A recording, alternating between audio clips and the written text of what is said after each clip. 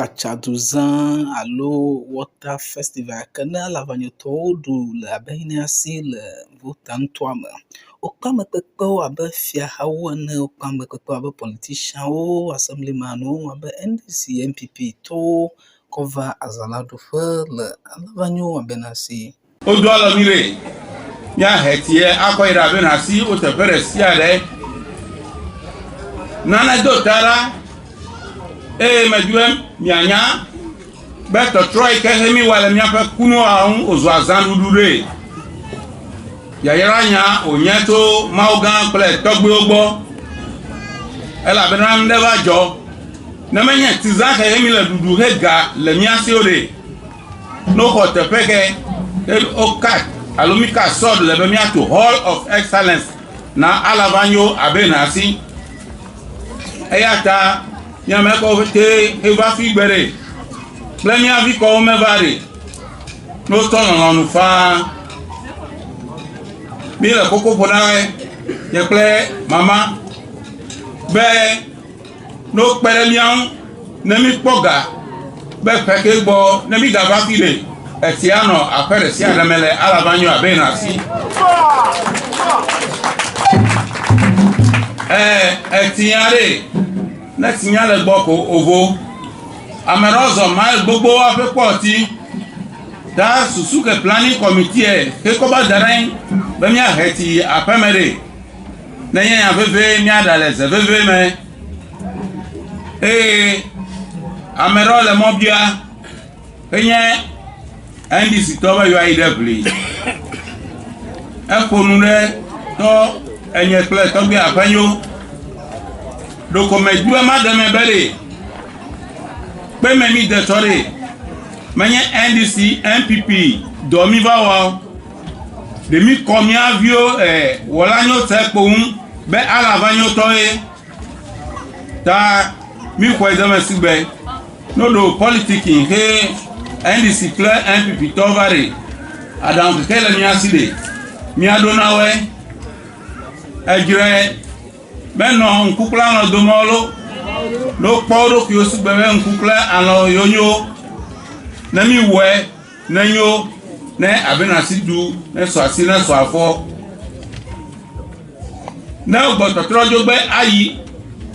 Mawu gã yi ke kɔ ɖe woaƒe alãwo dzi wova ge ɖe mía dome gbe ɖe o ne gakplɔ ame sia ame ne ɖo aƒe me le wo srɔ̃wo kple wo viwo gbɔ agbe ne nɔ agbe ŋu na woe. NDC tɔwo ƒe PC si ke nye Honorable Tsekpo Wɔlanyo le xɔxɔe constituency me le eƒe nuƒome enɔ akpe dam ne former DC Honorable Professor Margaret ena ali wòdze agbagba kɔ tsi kɔ va Alavanyo abe ne asi dua me eye wòganɔ dzi nɔ gblɔm be yeana Alavanyo etsi gakpe ɖe ŋu hã ganɔ gblɔm be awo politics ya ke wɔm yewo le fia alo duhenya ke gblɔm yewo le fia no kɔ vovototo kɔ da ɖe akpa ɖeka ale be ame sia ame nakpɔ nɔvia be ame ɖeka yewo nye yevuwo gblɔ be tribal politics ka be tribal politics awo ye medi o menye nu ya ke ta eva fi ma ɖa ta ɖeka wɔwɔ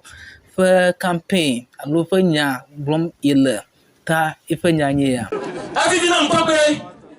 as chairman bɛde Margaret Koku professor etsi mi le nunu ɖe abe na si gbɔ me egbe ame sia ame le nunua mía nɔ Margaret Koku former MC eye de tsi na mi. Neke ade na project ya mía pere mía ŋu mía he akɔ yi aƒewo me ntɔmi do kɔ le agɔxɔe tɔgbe agɔxɔe mɛ na dukɔ nya be enu mi agɔxɔe tɔ wa enyo paa be wa de tsi ɖeka ahe kɔ yi aƒe ɖe sia ɖe me ne wo Alavanyo agɔxɔe tɔwoe wɔ nu mi efifi na mbe ɖe abe na si tɔwo tsɛ le wɔ mɛ ne be kpe me tɔwo tsɛ wa wɔe dususuwo tsɛ wa wɔe so na ne tsia le wa ƒe me de ne yi bofo de o ma nɔ kabakaba di be de yava ava yi lan me aku tsi o miaƒe ɖe mia ŋu bebe ne mi le bubu di ya mi na manya mi kple miaƒe executive sɛwɛ miabu tame tso ŋu aɖe ɖeka akɔkpe ɖe ŋu na mi eke mi NDC tɔ mi de na mi le mɔto le arsi xɔ gbɔ le fi mi ya miaka ɖe ɖeka akɔkpe ɖe ŋu na mi. Etani mi la wona be na sito wa. E je ma don ku mi afa agoin MPN no che odumaji. Na mi fa wo de na yo ke ye da mi to fi ami ye. E bi toji. Enu mi chama le fi, e be chama no le fi. Enu mi afa campaign ke mele didio. Yenye tribal politics. Mi kono mi jole Rwanda. Enu mi tribal politics. Akon ko fa mi afa jume. Avec Ethiopie, avec Ethiopie, the constitution est clair on that. Mi de kukuna mi. Miao ya mi resolve be. Miao mi fait campaign devoid of tribalism. Because mi nyamu mi, nous form mi tribalism. Akwa hevena, mi fait du corps.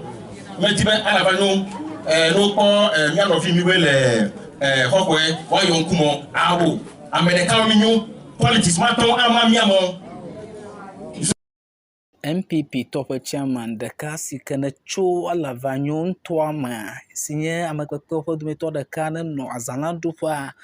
eno jidefom na Alavanyo duaja kata be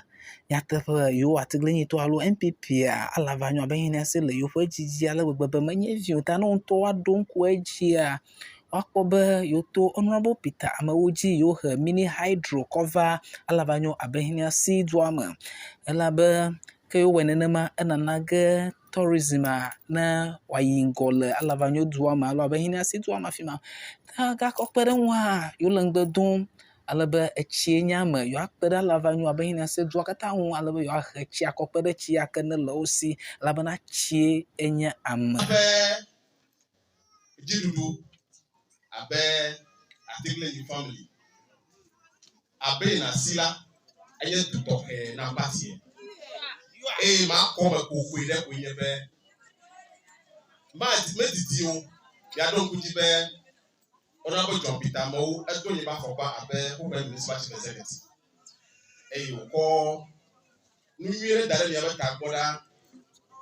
o ye be mini hydro nya te fe mela amobo e ga ko bi ba ko dangbere bi ya ke yo vo ba ko ye chobela ke yo di chaba po mi akpo le fila ehiambe mi gbowo susu de mi agbogbo anyo tourism le mi akpo le fi be chadidi mi te fe popola mi agbola enu ritually ba do ku ji be mo ko zie metiti ola me ba ku ji na mi le fi to ji du ape afode do me me nya be nya otuko mi ape babia wo mo jo tani be gbo wo le chizandula efia be at the time me ba bu chi enu le fi la ke efia be asore de jimi le me ka nya ga bu do nu ma titi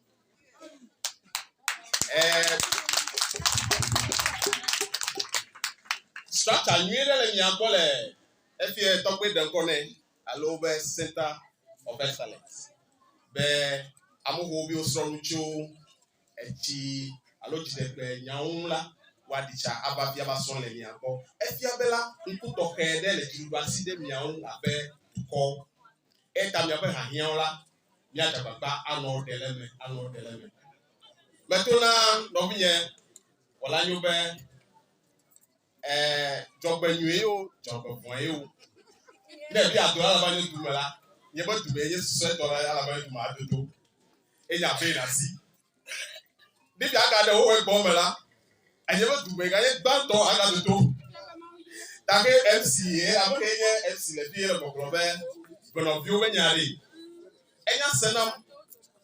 ẹ̀là bẹ́ mílẹ̀ bàbí abẹ́ ẹ̀bẹ́ ẹ̀tọ́nbí ta ẹ̀tọ́nbí ẹ̀ mílẹ̀ jìgbẹ́ 2024